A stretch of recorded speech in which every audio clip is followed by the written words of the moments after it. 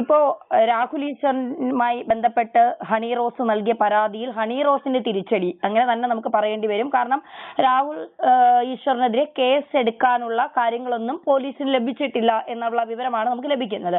എന്താണ് ഇത് സൂചിപ്പിക്കുന്നത്? അതായത് ഒരാൾക്കെതിരെ എന്തെങ്കിലും പരാതി നൽകിയാൽ നമ്മൾ വിജയിക്കുമെന്ന് ഈ ചില സ്ത്രീകൾക്ക്, ഞാൻ എല്ലാവരെയും ഉദ്ദേശിച്ച് പറയുന്നില്ല, ഞാനും സ്ത്രീകളെ പ്രതിനിധീകരിക്കുന്ന ഒരാൾ തന്നെയാണ്, എങ്കിലും സ്ത്രീകൾ എന്ത് പറഞ്ഞാലും കേൾക്കുന്ന നിയമ സംവിധാനങ്ങളാണ് ഇവിടെ ഉള്ളത്. അതുകൊണ്ട് ഞങ്ങൾക്ക് ആർക്കെതിരെയും എന്ത് പരാതിയും നൽകാം എന്ന് ചിലർ ചിന്തിക്കുന്നവർ കൂടിയുള്ള മറുപടിയല്ലേ രാഹുൽ ഈശ്വർ ഈ കേസിലൂടെ പുറത്തു വരുന്നത്? ആദ്യം തന്നെ ധന്യാജി അങ്ങനെ ഒരു വാക്ക് പറഞ്ഞതിന് വളരെ താഴ്മയോടെ സന്തോഷം അറിയിക്കുന്നു. ഹണി റോസിന് തിരിച്ചടി എന്നൊരു വാക്കെങ്കിലും നമ്മുടെ മലയാള മാധ്യമ സമൂഹത്തിന് പറയാൻ കഴിയുന്നത് ഒരു വിജയമായിട്ട് തന്നെ കാണുന്നു. കാര്യം പലപ്പോഴും ഇന്ന് ഏറ്റവും പ്രമുഖ 1-2 ചാനലുകളിൽ രാഹുൽ ഈശ്വറിന്റെ താൽക്കാലിക ആശ്വാസം എന്നൊക്കെയാണ് അവർ ടൈറ്റിൽ കൊടുത്തിരിക്കുന്നത്. എനിക്കത് കണ്ടിട്ട് വിഷമം തോന്നി. ഞാൻ ആരുടെ എന്തെങ്കിലും കാശ് മേടിച്ചോ താൽക്കാലിക ആശ്വാസം, എന്റെ വീട് ജപ്തി ചെയ്യാൻ വന്നിട്ട് താൽക്കാലിക ആശ്വാസം കിട്ടിയതുപോലെയാണ് പറയുന്നത്. അതായത് യഥാർത്ഥത്തിൽ ഹണി റോസിന് തിരിച്ചടിയോ വേണ്ടോ എന്നൊക്കെ നാട്ടുകാർ തീരുമാനിക്കട്ടെ.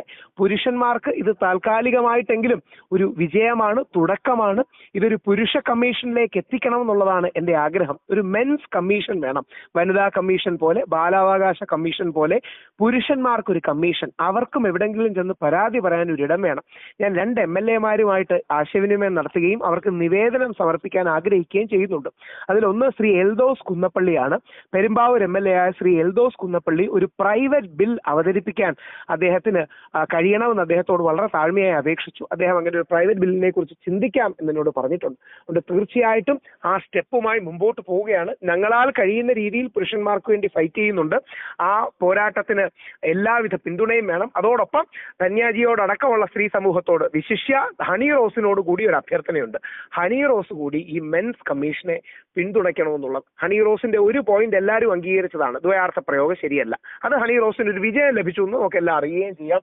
കേരള സമൂഹം മുഴുവൻ അവരുടെ ആ പോയിന്റ് അംഗീകരിച്ചത് അവരുടെ വിജയമാണ്. എന്നാൽ ഈ മെൻസ് കമ്മീഷൻ പോലുള്ള വളരെ ന്യായമായ ഒരു ആവശ്യം ശ്രീ കുമാരി ഹണി റോസ് കൂടി ഒന്ന് സപ്പോർട്ട് ചെയ്യണമെന്ന് ഹണി റോസിനോട് അഭ്യർത്ഥിക്കാൻ ഈ അവസരത്തിൽ ഉപയോഗിക്കുന്നു. എന്റെ കേസ് എനിക്ക് വിഷമവും വേദനയും ഉള്ളത് വനിതാ കമ്മീഷനും യുവജന കമ്മീഷനും ഒക്കെ വളരെ ശക്തമായ പ്രസ്ഥാനങ്ങളാണ്. എന്നെ പോലൊരു സാധാരണക്കാരനെ വേട്ടയാടിയാൽ എനിക്ക് എവിടെയും പോകാൻ സ്ഥലമില്ല. എനിക്കൊരു പുരുഷ കമ്മീഷനെ പോയി കാണാൻ സ്ഥലമില്ല. അപ്പൊ ആ പുരുഷ കമ്മീഷൻ വേണം.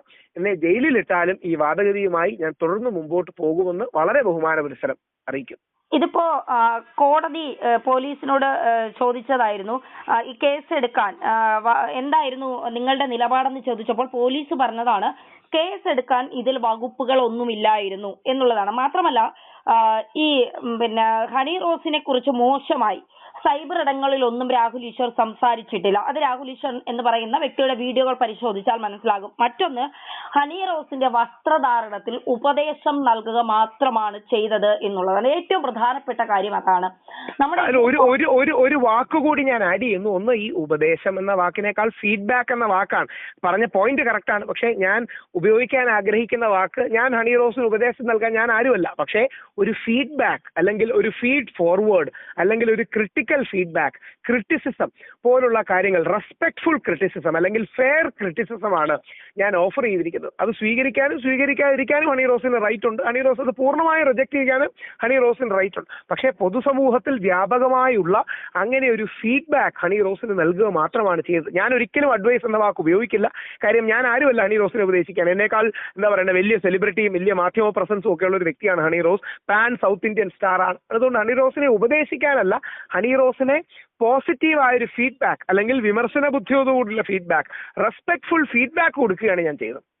ഇപ്പൊ കഴിഞ്ഞ ദിവസം നമ്മുടെ വനിതകളുടെ ഒരു കൂട്ടായ്മയിലുള്ള ഒരു മുതിർന്ന ഒരാളുമായി ഞാൻ സംസാരിച്ച സമയത്ത് അവർ എന്നോട് ചോദിച്ച ഒരു ചോദ്യം, ധന്യ, ഇനി ഇപ്പോ ഏതെങ്കിലും ഒരു പരിപാടിയിലോ അല്ലെങ്കിൽ ഏതെങ്കിലും ഒരു പൊതു ഇടത്തോ ബിക്കിനിയും ഇട്ടുകൊണ്ട് ഒരു സ്ത്രീയോ ഒരു യുവതിയോ ഒരു പെൺകുട്ടിയോ വന്നാൽ നമുക്ക് ഇതെന്ത് വേഷമാണെന്ന് ചോദിക്കാൻ പോലും പേടിയാകും. കാരണം അത്തരത്തിൽ നമ്മളെ ആരെങ്കിലും വസ്ത്രധാരണത്തെ കുറിച്ച് എന്തെങ്കിലും പറഞ്ഞാൽ പോലീസ് പിടിച്ച് അകത്തിടുമോ എന്നുള്ള ഭയം കാരണം ഇപ്പൊ സ്ത്രീകൾക്കായാലും പുരുഷന്മാർക്കായാലും ഇത്തരം ഭയമുണ്ട്. അപ്പൊ നമ്മൾ ഇനി ഏത് തരത്തിലുള്ള വസ്ത്രം ഇട്ട് വന്നാലും നമ്മൾ അങ്ങ് മിണ്ടാതെ നമ്മുടെ വഴിക്ക് പോവുക എന്നുള്ളത് മാത്രമാണ്. അതാണ് ഈ തീവ്ര ഫെമിനിസ്റ്റുകളുടെ നിലപാട്. അവിടെയാണ് ഞാൻ സൂചിപ്പിക്കുന്നത്. ഹണി റോസിനെ മാത്രമായിട്ടല്ല. ഇപ്പൊ ഉദാഹരണം, എനിക്ക് വളരെ ഇഷ്ടമുള്ള ഒരാളാണ് നമ്മുടെ അമല പോൾ. റൺ ബേബി റണ്ണിലൊക്കെ നമുക്ക് എല്ലാ മലയാളികൾക്കും ഇഷ്ടമുള്ള ഇത് ഒരു പാൻ സൗത്ത് ഇന്ത്യൻ സ്റ്റാറാണ്. അമല പോൾ സെന്റ് ആൽബർട്ട്സിൽ വസ്ത്രം ഒന്ന് നോക്കുകയാണെങ്കിലേ പബ്ബിൽ ഇടേണ്ട വസ്ത്രം പബ്ബിലും പള്ളിക്കൂടത്തിൽ ഇടേണ്ട വസ്ത്രം പള്ളിക്കൂടത്തിലല്ലേ ഇടേണ്ടത്. നാളെ നേരെ തിരിച്ച് ഇപ്പൊ മാഡത്തിന് അറിയാം, ഞാൻ ഈ നെഹ്റു കോട്ടോ മോദി കോട്ടോ ഒക്കെ ഇട്ടാണ് എല്ലാ സ്ഥലങ്ങളിലും പോകുന്നത്, അല്ലെങ്കിൽ ഈ ബ്ലേസർ ഇട്ട് കുറച്ച് അങ്ങനത്തെ വസ്ത്രധാരണമാണ്. ഞാൻ നാളെ ഏതെങ്കിലും സുഹൃത്തിന്റെ പാർട്ടിക്ക് ഒരു എന്താ പറയുക ഒരു നൈറ്റ് ക്ലബ്ബിലോ അല്ലെങ്കിൽ അങ്ങനെ ഏതെങ്കിലും ഒരു പാർട്ടിക്ക് പോവുകയാണെങ്കിൽ ഞാൻ ഇതേപോലെ ഓവർ ഡ്രസ്ഡ് ആയിട്ട് പോയ ആൾക്കാർ അവിടെ കൂവില്ലേ? അല്ലെങ്കിൽ നാളെ ഏതെങ്കിലും ഒരു കേരളീയ വസ്ത്രവും കേരളീയ സാരിയും ഒക്കെ എടുത്ത് അങ്ങനെ ഒരു പാർട്ടിക്കോ മറ്റും പോവുകയാണെങ്കിൽ ആൾക്കാർക്ക് തമാശയായി തോന്നില്ലേ? അതെന്തുകൊണ്ടാണ്? സാഹചര്യവും സന്ദർഭവും കൂടിയില്ലേ? അപ്പൊ ഒരു ഇനോഗ്രേഷന് വരുമ്പോ ഒരുപാട് ശരീരത്തിന്റെ ടോപ്പ് ഭാഗങ്ങൾ എക്സ്പോസ് ചെയ്യുന്ന, നെക്ക് ലൈൻ താഴ്ത്തിയ മിനിസ്കർട്ട് ഇട്ടുകൊണ്ട് പോയി സ്റ്റേജിലേക്ക് കയറുമ്പോൾ അവിടുത്തെ പയ്യന്മാര് കൂകി വിളിക്കുകയും ക്യാമറയും ഒക്കെ വൾഗറായിട്ട് എടുക്കുകയും ചെയ്താൽ അത് എന്താ പറയുന്നത്, അത്തരം കാര്യങ്ങൾ അവോയ്ഡ് ചെയ്യാൻ വേണ്ടിയല്ലേ നമ്മൾ പറയുന്നത്. അങ്ങനെ എടുക്കുന്നത് തെറ്റാണ്. ആ തെറ്റിനെ അവോയ്ഡ് ചെയ്യാൻ നമ്മളായിട്ടൊരു സാഹചര്യം കൂടി ഉണ്ടാക്കി കൊടുക്കരുത് എന്നുദ്ദേശമല്ലേ അത് പറയുന്നത്. ഈ ഒരു കാര്യം കൂടി ചോദിക്കട്ടെ. ഇപ്പൊ ഈ ബോച്ചയുടെ ഒരു വീഡിയോ ഇപ്പോ വലിയ ബോച്ച ഇറങ്ങിയതിനു ശേഷം പറയുന്ന കാര്യങ്ങൾ കുറെ വൈറലായി മാറുന്നുണ്ട്. അതായത് ബോച്ച നടത്തിയ ഒരു ദ്വയാർത്ഥ പ്രയോഗം ഹണി റോസിനെതിരെ. അപ്പോ ഇനി ബോച്ചയുടെ ഒരു സ്ഥാപന ഉദ്ഘാടനത്തിന് വരുന്നത് അന്ന രാജൻ ഉൾപ്പെടെയുള്ള ഒരു ക്രിക്കറ്റ് താരവും ഒരു സെലിബ്രിറ്റിയുമാണ്. അപ്പോ എന്ത് തരത്തിലാണ് ഇനി ഇവരെയൊക്കെ അഭിസംബോധന ചെയ്യേണ്ടത് എന്ന് പൊതുജനത്തോട് ചോദിച്ചുകൊണ്ടുള്ള ബോച്ചയുടെ ഒരു വീഡിയോ ഇപ്പൊ വൈറലാവുന്നത്. സത്യത്തിൽ ഇത്തരം കാര്യങ്ങൾ വേണോ? ഒരു സ്ത്രീ വന്നു, വിളിച്ചു, അവർ ഉദ്ഘാടനം കഴിഞ്ഞു പോയി. നമ്മളൊരു വെറുതെ ഇരിക്കുന്ന അല്ലെങ്കിൽ ആ ഉദ്ഘാടനം വരുന്ന സമയത്ത് നമ്മൾ എന്തിനാണ് സ്ത്രീകളെ ഇത്തരം ദ്വയാർത്ഥ പ്രയോഗങ്ങളോട് അഭിസംബോധന ചെയ്യേണ്ടത് എന്നുള്ളൊരു ചോദ്യമല്ല. അവർ വന്നു, നമ്മൾ വിളിച്ചു, അവർ വന്നു, ഉദ്ഘാടനം കഴിഞ്ഞു, അവരവരെ വഴിക്ക് പോയി എന്നല്ലേ നമ്മൾ ചിന്തിക്കേണ്ടത്? അങ്ങനെയാണ്. അതോടൊപ്പം വരുന്നവരെ ഏറ്റവും ബഹുമാനിച്ച് ഈ വരുന്നവരെ എല്ലാം സാധാരണ ജനങ്ങൾ, നമ്മൾ സൗന്ദര്യമുള്ളവരാണ്, നടീനടന്മാർ, അവരെ കാണുകയും ആദരിക്കുകയും ഒക്കെ ചെയ്യുന്നതാണ്. അതിനൊരു അതിർവരമ്പ് വേണം. ആ അതിർവരമ്പ് എന്ന് പറഞ്ഞാൽ അവരുടെ ശരീരത്തിന്റെ ഏതെങ്കിലും ഭാഗങ്ങളെ മോശമായി പരാമർശിക്കുകയോ അതിന്റെ പേരിൽ കൈയിടിക്കുകയോ ഒന്നും അല്ല നമുക്ക് വേണ്ടത്. ഞാൻ ഏറ്റവും ബഹുമാന പ്രശ്നം ചോദിക്കുകയാണ്. നമ്മുടെ lady super star Manju Warrier എത്രയോ വേദികളിൽ പോകുന്നു. എത്ര ക്ലാസ് ആയിട്ടാണ് അവരെ തന്നെ കണ്ടക്ട് ചെയ്യുന്നത്. അല്ലെങ്കിൽ നമ്മുടെ കാവ്യ മാധവൻ, അല്ലെങ്കിൽ നമ്മൾ ഒരുപാട് പേർ പെട്ടെന്ന് ഓർമ്മ വന്നു. നമ്മുടെ ശോഭന മാഡം, അല്ലെങ്കിൽ നമ്മുടെ രാഷ്ട്രപതി ദ്രൗപദി മുർമു, അല്ലെങ്കിൽ ശ്രീമതി സോണിയാഗാന്ധി, ശ്രീമതി സുഷമ സ്വരാജ്, അല്ലെങ്കിൽ നമ്മുടെ ടീച്ചർ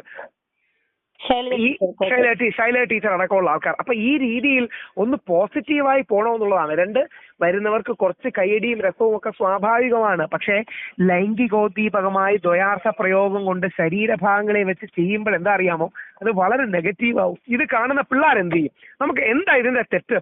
ഇപ്പൊ ഉദാഹരണം, ബോച്ചെ നമ്മുടെ തൃശ്ശൂർ പൂരത്തിനെ കുറിച്ച് ഒരു പരാമർശം പറഞ്ഞു. ഞാൻ തൃശ്ശൂർ പൂരത്തിന് പോകുമ്പോൾ ഇങ്ങനെ ചെയ്ത് പോകാറുണ്ട് എന്ന് അദ്ദേഹം പറയുകയുണ്ടായി. അത് കാണുന്ന 20 വയസ്സുള്ള പയ്യൻ നാളെ തൃശ്ശൂർ പൂരത്തിന് പോകുമ്പോൾ അങ്ങനെ ചെയ്യാൻ നോക്കൂലേ? കണ്ടോടാ, ബോച്ചെ വരെ ചെയ്തിട്ടുണ്ട്, പിന്നെ നമുക്കെന്താ? അല്ലെങ്കിൽ ഇവരൊക്കെ ചെയ്യുന്നുണ്ടല്ലോ, പിന്നെ നമുക്കെന്താ ചെയ്താന്ന് തോന്നും. അത് ഏതെങ്കിലും പെൺകുട്ടിയുടെ പുറത്ത് തീർക്കും. അപ്പൊ അവിടെയാണ് നമ്മൾ തമാശയ്ക്ക് പറയുന്നതായിരിക്കും, പക്ഷെ നമ്മൾ കൈയടിപ്പിക്കാൻ വേണ്ടി പറയുന്നതായിരിക്കും.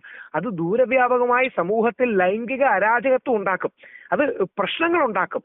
അപ്പൊ ഇത്തരം കാര്യങ്ങളിൽ എല്ലാവരും ഒരു മിതത്വം പാലിക്കണം. ഇനിയെങ്കിലും ഈ സെക്ഷലി ടിറ്റിലേറ്റിംഗ് റിമാർക്സിന്റെ ആവശ്യമില്ല. അതാണ് അതിന്റെ പോയിന്റ്. സെക്ഷലി ടിറ്റിലേറ്റിംഗ് റിമാർക്സിന്റെ ആവശ്യമോ കാര്യങ്ങളോ പൊതുവേദികളിൽ, ഇപ്പൊ നമുക്ക് സിനിമയിൽ ഉപയോഗിക്കുന്നത് അവരുടെ സ്വാതന്ത്ര്യമാണ്, പക്ഷെ പൊതുവേദികളിൽ അത് ഉപയോഗിക്കുന്നതിന് ഒരുപാട് നെഗറ്റീവ് ഇഫക്ട്സ് ഉണ്ടാകും. ഇനിയാണെങ്കിലും എല്ലാവരും, രാഹുൽ ഈശ്വർ അടക്കം, എന്റെ വാക്കുകൾക്ക് മയമില്ലെങ്കിൽ ഞാനടക്കം മിതത്വം അടക്കമുള്ള കാര്യങ്ങൾ പാലിക്കണം. നാളെ ഏത് അഭിനേത്രി വന്നാലും, അനാരാജൻ വന്നാലും, അല്ലെങ്കിൽ ശ്രീശാന്തോ ഏതെങ്കിലും ക്രിക്കറ്റ് താരങ്ങൾ വന്നാലും എല്ലാവരും ഇത്തരം കാര്യങ്ങളൊന്ന് ശ്രദ്ധിക്കണം. സമൂഹത്തിന്റെ നല്ല നടപ്പിന് ആവശ്യമാണ്. ബഹുമാനപ്പെട്ട കോടതിയിലെ PV കുഞ്ഞികൃഷ്ണൻ സാറിന്റെ അതിശക്തമായ ഇടപെടലും അതാണ്. അതിശക്തമായ ഇടപെടലും അങ്ങനെ തന്നെയാണ്. അത് നമ്മൾ ശ്രദ്ധിച്ചുകൊണ്ട് പോകണം.